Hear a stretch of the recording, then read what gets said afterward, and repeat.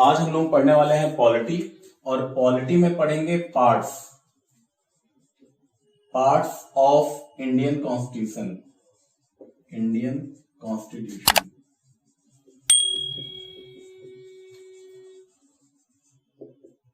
Parts of Indian constitution, और हम कह सकते हैं भारतीय संविधान के भाग। भारतीय संविधान के भाग, ठीक। अच्छा भैया, क्यों पढ़ेंगे भारतीय संविधान के भाग? क्या औचित्य है इसका?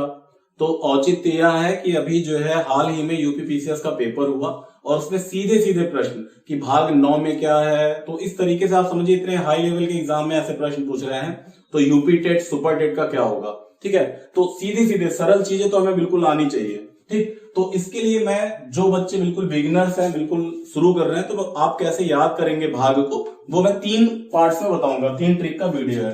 तो आज आप कह सकते हो कि ट्रिक नंबर 1 है, ट्रिक ए है, ठीक। तो यहां पर आपका कोई मित्र है दीपक दुबे, ठीक है, आपका कोई फ्रेंड है दीपक दुबे और उससे गई है बात आपकी बिगड़, तो उसके लिए उसी को दिमाग में रखते हुए इस ट्रिक के बारे में हम सोचेंगे, ठीक। यू कांट फाइट, तुमने उससे कहा यू कांट फाइट दीपक दुबे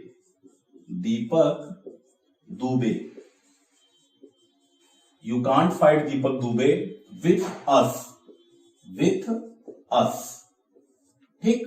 तो यहां पर आपको 1 से लेके 6 तक याद हो जाएगा पार्ट्स। देखिए कैसे, यू से होगा यूनियन एंड द यूनियन लिखते हैं, the union and it's territories, the union and it's territories कह लो या सिर्फ टेरिटोरी कह दो, कोई दिक्कत नहीं है, ठीक। The union and it's territory. Hindi में क्या बोलेंगे इसको? हिंदी में बोलेंगे भारत या संघ एवं इसके राज्य क्षेत्र। संघ एवं इस राज्य क्षेत्र कह सकते हो, सीधे सीधे राज्य क्षेत्र, ये पहले भाग में आता है। दूसरा देखिए दोस्तों, कांट, दूसरा है कांट में सी भी है टी भी है, तो सी और टी की मदद से हम लोग कर सकते हैं सिटीजन, ठीक है। बात समझ में आ रही कि नहीं? तो सिटीजन लिखेंगे SICITIZEN, सिटीजन का मतलब हुआ नागरिकता। पार्ट 2 में क्या है? नागरिकता। ये हो गया आपका पार्ट 1, ये हो गया आपका पार्ट 2, ये हो गया आपका पार्ट 3, ये हो गया यहां से यहां तक। क्योंकि आप समझें, क्या समझें कि दीपक दुबे कोई एक अलग अलग आदमी तो है नहीं, एक ही आदमी है। बात समझ आ रही नहीं? तो इस प्रकार हम कह सकते हैं कि ये एक ही पार्ट है। तो इसको और अच्छे से समझेंगे, यहां पे भी इतना ही होल्ड करिए। विथ गुरु सेंटेंस बनाने के लिए है, तो विथ क्या? सेंटेंस बनाने के लिए। यू हो गया पार्ट नंबर 5 और एस हो गया पार्ट नंबर 6। तो देखिए, सेकंड हो गया सिटीजन, नागरिकता। थर्ड है फाइट, राइट, ऐसे लग रहा है कि नहीं लग रहा है? तो एस से हो गया भाई फंडामेंटल और राइट, फंडामेंटल राइट्स, या कह सकते हो मूल अधिकार, ठीक। तो ये थर्ड हो गया। उसके बाद दीपक की स्पेलिंग देखिए, डी और पी, तो ये बनेगा DPSP। डी और पी से बन गया क्या? डीपीएसपी का मतलब हुआ directive principle of state policies, मतलब राज्य के नीति निदेशक तत्व। मतलब कि यहां पर राज्य के नीति निर्देशक तत्व दिए गए हैं कि राज्य को क्या क्या ऐसा करना चाहिए वेलफेयर में लोगों के। उसके बाद मैंने कहा ना ये चौथे में भी आएगा, चौथे में ही आएगा। तो ये दुबे से आपको याद रखना है ड्यूटीज, और कैसी ड्यूटीज? फंडामेंटल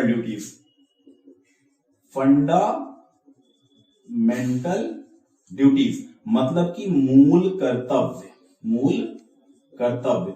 और यह है, अब चूंकि इसको मैंने 4 में ही रखा है, तो इसके लिए है भाग 4 का या 4A, या इसको कह सकते हो 4A, ठीक है।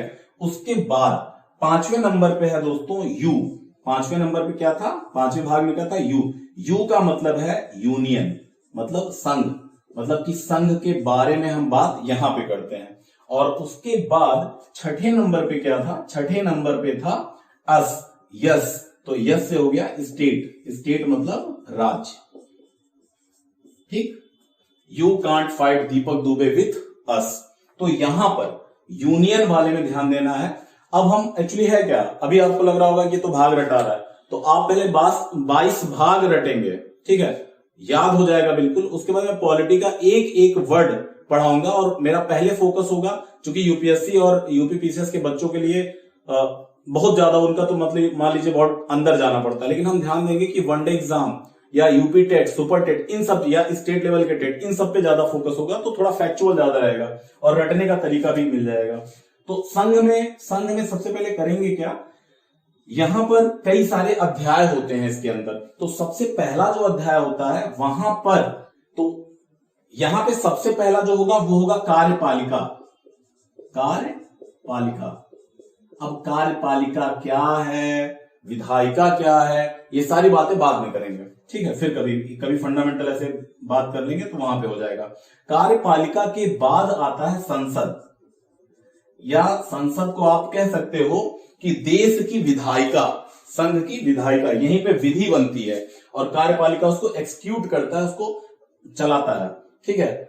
उसके बाद है कि राष्ट्रपति, राष्ट्रपति की अध्यादेश की शक्ति, अध्यादेश की शक्ति, ठीक। और ये आता है आर्टिकल 123 के अंतर्गत, याद कर लेना इसको, मैं आर्टिकल में भी बताऊंगा, लेकिन ये बहुत इंपॉर्टेंट है, पूछ लेता है कि निम्नलिखित में से कौन सी राष्ट्रपति की अध्यादेश जारी करने की शक्ति है, ठीक है। कार्यपालिका हो गया, संसद हो गया, राष्ट्रपति की अध्यादेश की शक्ति हो गई। उसके बाद आता है न्यायपालिका, न्यायपालिका, ठीक। किसकी न्यायपालिका, देश की न्यायपालिका, संघ की न्यायपालिका, हम संघ की बात कर रहे हैं। तो यहां पर दोस्तों 124 से 147 तक, सॉरी 147 तक, 124 से 147 तक, ये हो गया 124 से 147। उसके बाद इसी में एक और पार्ट है कैग, कैग, ये आता है 148 से 151 तक। तो ध्यान ये देना है कि क्या कैग संघ का भाग है कि नहीं, हाँ संघ का भाग है। न्यायपालिका कहां से कहां तक आता है, 124 से 147 तक। राष्ट्रपति के अध्यादेश 123।